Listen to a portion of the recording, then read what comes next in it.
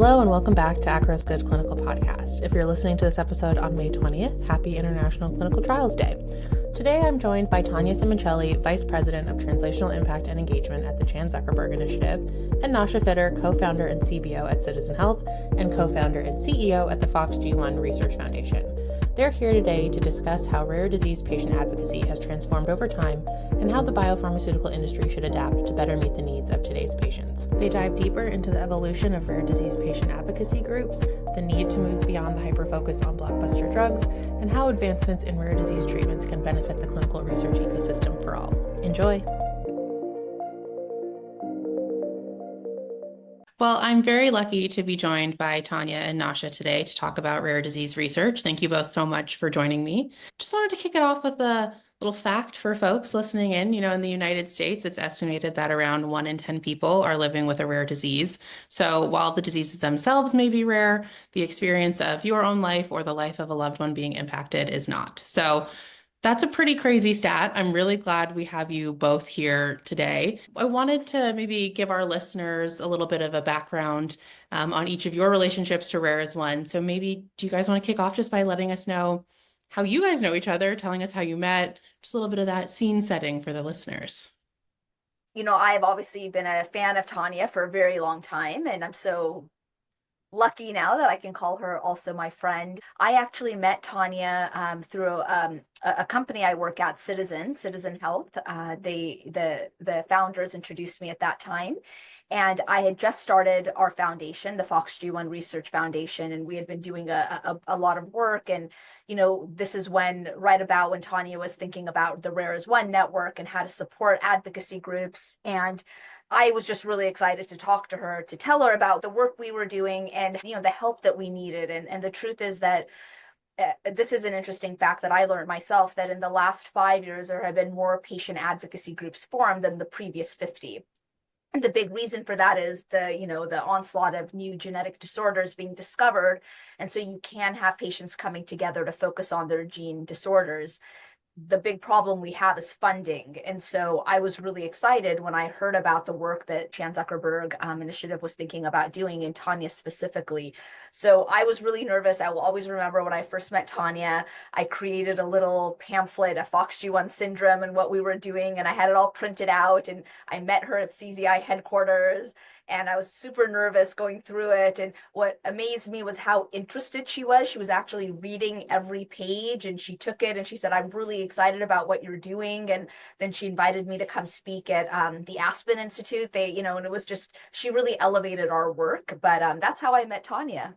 I think that's so funny to hear you say that you were nervous to meet me, because what was so memorable for me about my first meeting with Nasha was I had become really, really interested in the ways that patient leaders were really driving research forward in their disease areas. And I had met over the course of maybe the last, 5 or so years of my career, I had been meeting more and more of these incredible patient advocates. And so I was thinking about building this program that could really help to bolster and support these communities in their work.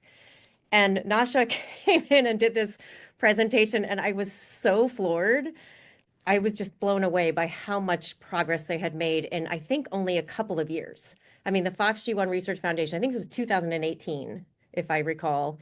And she described, I found these two other parents from across the country, and we came together and we created the foundation. And we knew that nobody was going to do this for us, and we just set out to figure out how we could drive the research forward. And within about 2 years, they had identified about 100 patients from around the world and had stood up a clinical registry with a researcher at Stanford. And I thought that was just phenomenal progress in terms of just the speed and the determination and Nasha's, incredible focus on really knowing what they had to do in order to move things forward in their disease. It was incredibly impressive. And I have to say, it came at a really important moment because, like I said, I had met some other really extraordinary advocates that had inspired me to think about building this program. But somehow this meeting with Nasha, kind of the timing of it kind of sealed the deal and made me realize I really want to do this program. I want to help other patient leaders who are trying to do this work, do this with that same level of efficiency And, not everybody, I think, could possibly be as innovative as Nasha was and how she went about doing it. And how could we actually make it even easier for groups a lot easier for groups to do this work? Yeah, no, it's really, really fantastic work, Nasha. And I think it's a great model for others who are looking to kind of, set up something similar for their disease community. And I wanted to talk a little bit about, so Rare as One is now actually an investor in your company, Nasha. Can you tell us what that journey has been like? Yeah, it's been an incredible journey. We had this idea that there has got to be a better way to build these patient registries with data. And what I had learned the hard way is I had set out, as Tania said, we started a registry, we got our patients organized, we sent out some surveys. And what I found, because we are very focused on drug development, and at the end of the day, if you really want to help patients, we need life-altering treatments. That's truly what we need. And so as we set out to develop a gene therapy, which now we're taking to clinical trials, been an incredible journey, we realized that all of our survey data was not going to be useful for FDA regulatory filings. And if you can't use it for that, then we have to redo everything. And I really learned the hard way that you can't just send out a bunch of surveys to patients. Like, that's not good enough. And also, anytime you burden a patient, they're likely not going to repeat it. So if you have one survey and they don't take another one for 4 years, and you have a gap in data. And our kids are really interacting with the medical system all the time, right? We're going in about every 3 to 6 months for checkups. We see a lot of specialists. Our kids are in and out of ER. We're getting lots of MRIs and EEGs and all kinds of things.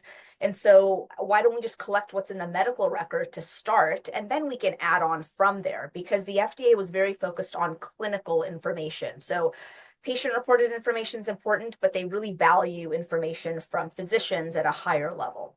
And you can argue that all you want, but that is the case right now. And so there was a company at the time called Citizen with three I's, CIITIZEN, started by Anil Sethi. And they were really focused on cancer patients and gathering information for cancer patients to connect them to clinical trials.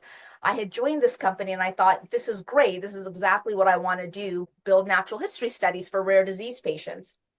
And, Anil was like, you can do it, but we don't really have funding for that right now. So I went to Tania, we put a grant together to say, hey, can we do this between FOXG1, our foundation? We will be the guinea pigs, and we'll also bring in a couple other advocacy groups and Citizen to build this out and prove that this is a really viable method to create a natural history study for rare diseases.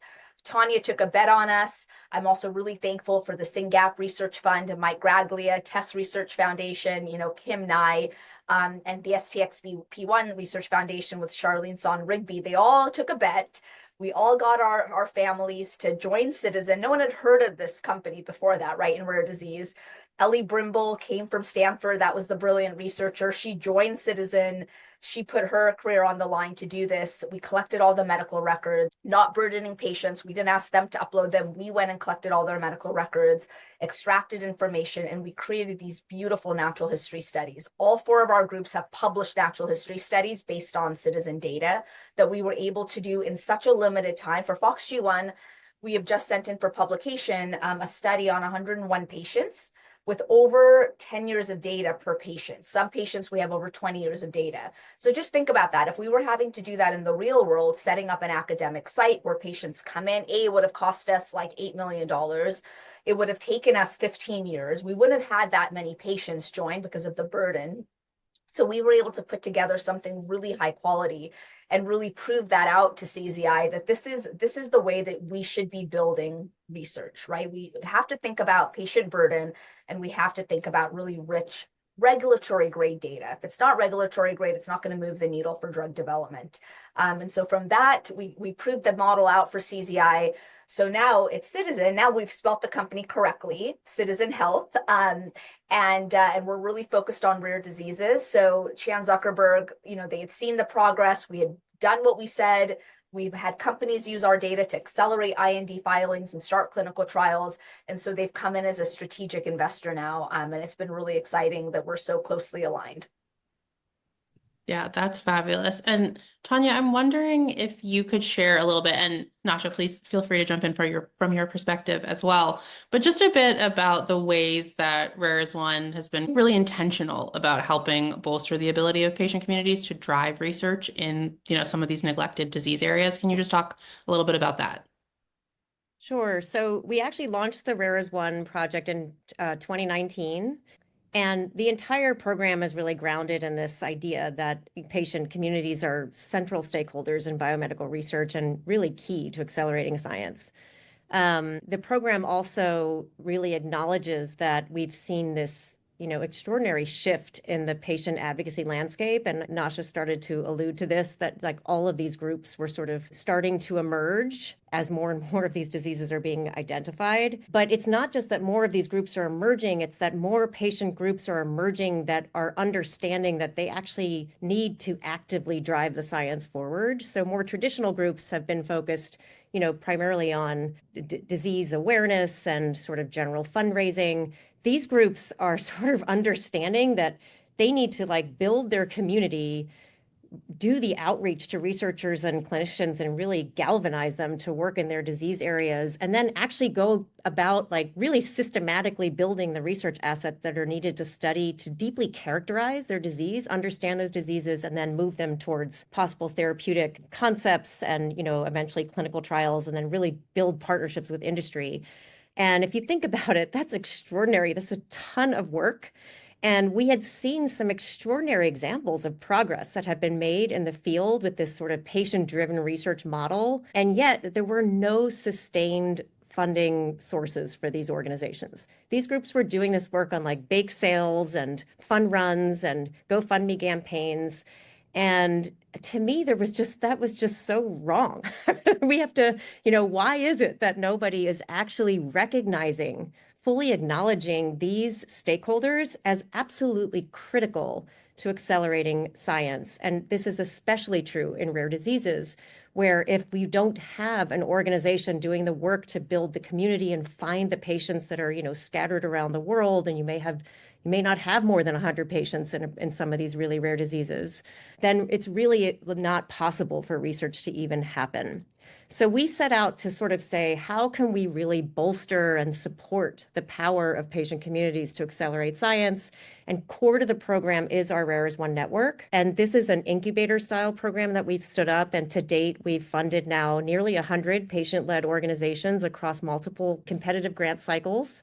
These organizations apply to become part of the network. They're provided with funding over the first two cycles was a three-year funding cycle, but they're not just provided with funding. They're really brought in this kind of incubator style model to be part of the Rare as One network, and they're provided with ongoing training and support. Everything from, how do you build a 501c3 to how do you hire staff, and how do you think about, what are the strategies for fundraising and grant writing, and how do you talk to researchers, and how do you encourage them to work in your disease areas, and how do you figure out who should be on your advisory board, your scientific advisory board, and how do you build a biobank?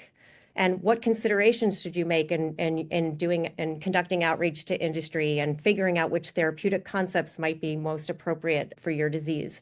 We have an active science panel that actually engages with these groups on a regular basis, and we rotate scientists, clinical researchers onto that panel so that they can provide some advice and guidance. We have a mentorship program with Faster Cures, where more established patient groups are actually providing mentorship support to our Rare as One groups. And once our Rare as One groups cycle from the program, they actually join the train program through Faster Cures. So it's almost like a pay it forward type approach. So the whole point is that we're trying to take this almost like 360 sort of perspective on like, what do these groups need and how can we learn from them about what they need to really accelerate science and to become more sustainable so that they can really be around for the long run in doing this work. So we've been really excited. A lot of these groups have really, really made a lot of progress in their disease areas. We've seen, the going rate is that, typically it takes about 30 years to go from basic discoveries to therapeutic impact. And we are seeing some groups actually shrink that distance to like fewer than 10 years, at least to get to clinical trials. It's been extremely exciting to be part of it and to watch and to really learn from these organizations. I echo everything that Tania said, because what happens with groups like ours is that we start and then you get a lot of advice from a lot of people. And for our foundation, we definitely wasted money in those early years funding things that had we known better, we wouldn't have funded, And so having a program 8, 9 years into this, I completely believe that there are certain ways that you need to do things. Like drug development is like a manufacturing process. There are actually very specific steps you need to take. You need to have an animal model, you need to characterize it. That has to happen in a pretty specific way, right? And you can end up wasting a lot of money meeting scientists who say, hey, let's explore the mitochondria, let's explore, actually if you want to get to a gene therapy, there's only a couple ways to cure these diseases right now, right? There's gene replacement therapy, ASOs, siRNAs have just started out. Like there's just specific ways, and you just have to figure out what can you modulate. And there's ways that you could do that, and you can get really carried away. So these programs that are systematically helping groups in these steps, and then now letting them know what vendors they should work with, because we have made a lot of mistakes funding vendors where it didn't come out to much, right? And this happens a lot because when you're a parent, you actually can get taken advantage of quite a bit when someone tells you like, hey, we're going to do this and that. And you don't know how to evaluate these organizations. Most of us don't have a background in drug development. So it's so critical what the Rares One program is doing. And then having that cohort of groups that are going through everything you're going through at the same time to work with is phenomenal. So yeah, I can go on my soapbox for a long time on this, but it is truly, patient-led drug development is the new way that things are happening. You're seeing this even as pharma companies are having to disrupt themselves to think about how do we create drugs for small groups of people. And at Citizen, I see this all the time. You have a company that has spent all of this money creating an amazing drug, but they didn't understand the patients closely enough. They picked the wrong endpoint. They couldn't recruit for the trial. Their drug gets, shelved. And this whole idea of patient-led drug development, where you're working closely with patients to really build a drug that works, is, I think, the future as we go towards more precise medicines. I think this is such a great point, the evolution of the advocacy groups themselves. Nasha, one of my favorite things I've heard you say is that these are not your mom's advocacy groups. I think that's such a great phrase. No offense to our moms, but I love that. But I think, like you guys are saying, on the flip side of that, there needs to be an evolution on industry as well, and how industry interacts with these patient advocacy groups. I would love to know from both of you what industry needs to know about rare disease research and how to better engage with patient groups today. Well, I would start with saying that I think first they need to recognize, if they don't already, that nobody is more motivated to drive progress than those who are living with or caring for someone with a rare disease. And that these patient communities are bringing not only like extraordinary energy and focus to the work, but they also bring deep expertise and experience that frankly nobody else can have. No researcher, no clinician.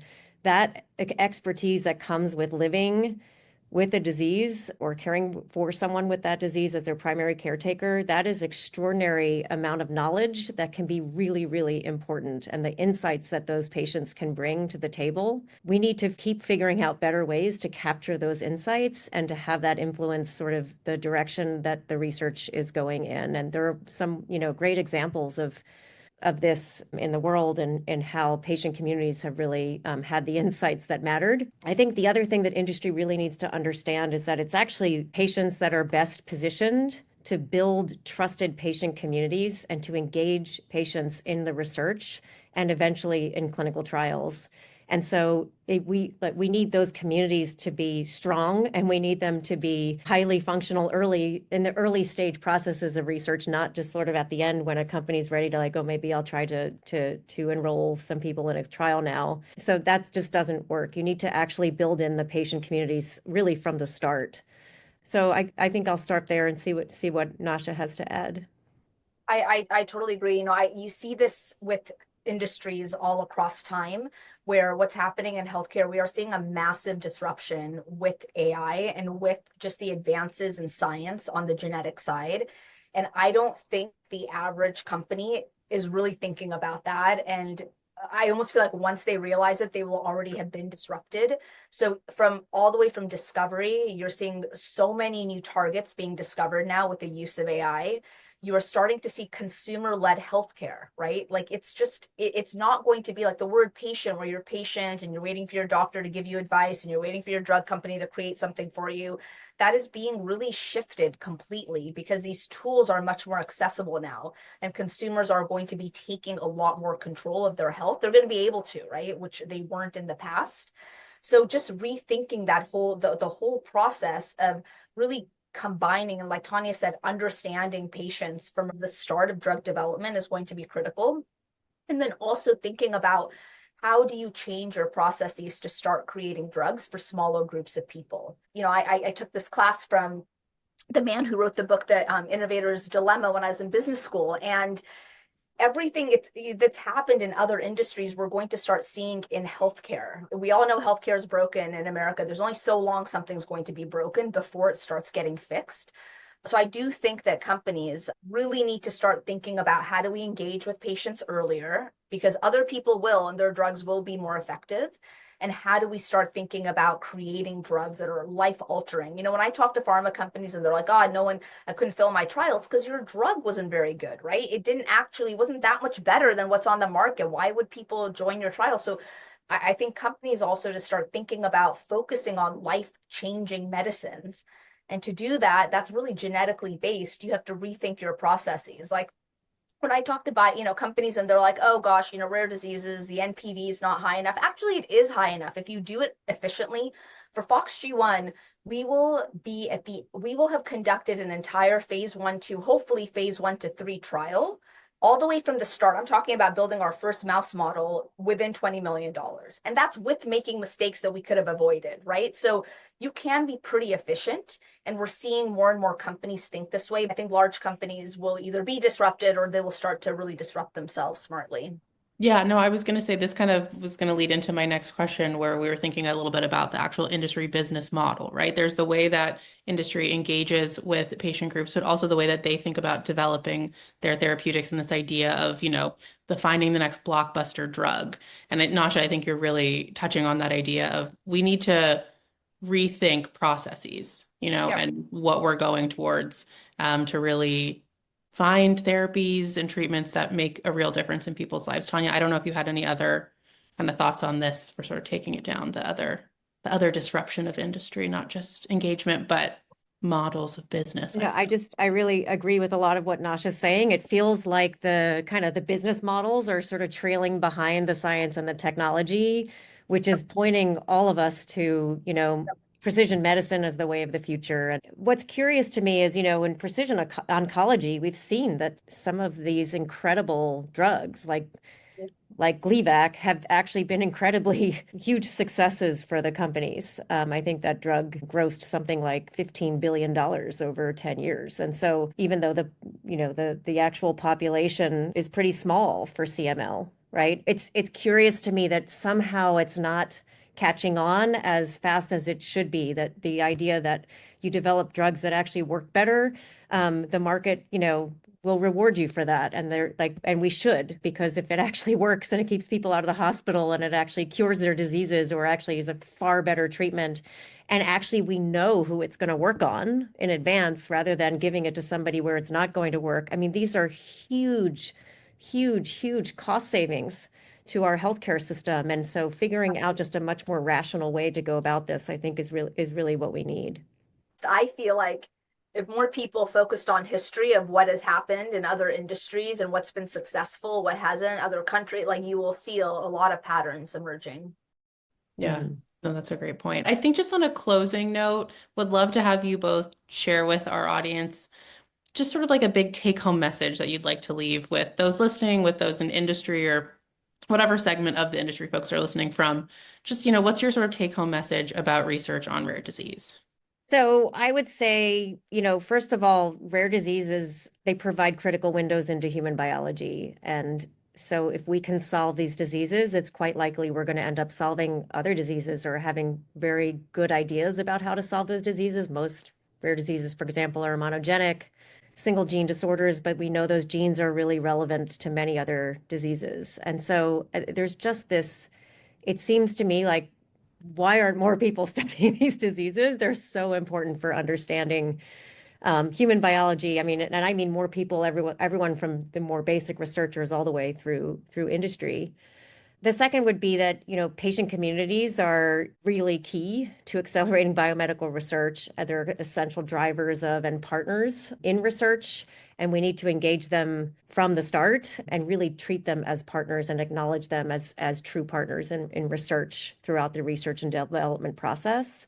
And we need to also just better align research priorities to the interests and needs of patients. So often research is done that later, the researchers realize because they didn't really consult with patients that the thing that they're working on really isn't that of interest to the patient community, or really just isn't their priority.